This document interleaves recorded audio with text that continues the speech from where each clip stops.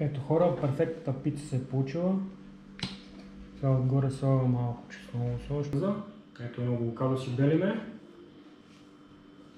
Ето така. Белим авокадото.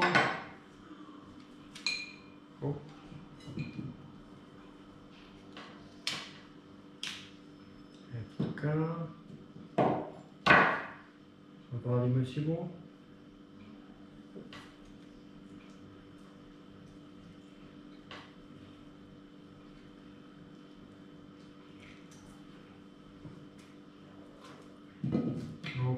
Супер. И сега си го пасираме. Сега ще го пасирам. Сега ще го справя какво ще се получи.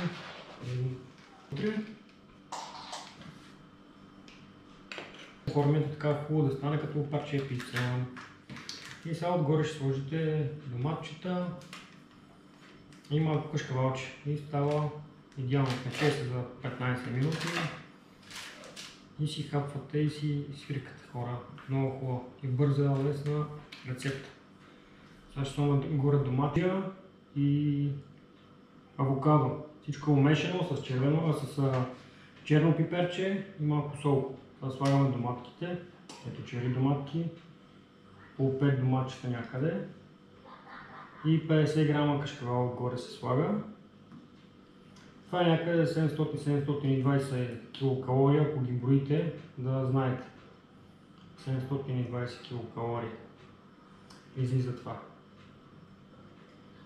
Подходящо е за обяд, за вечера, леко, бързо и става за много време. Сега ще видите. До тук за 2 минути съм да направим това в момента. Така че ако имате желание, направете си. Кашкавалчето така обилно. Да, хубаво става. Така, хубаво. Така че да експериментирате хора, може да си правите всякакви експерименти. И се получават хубави и вкусни ястия. Така.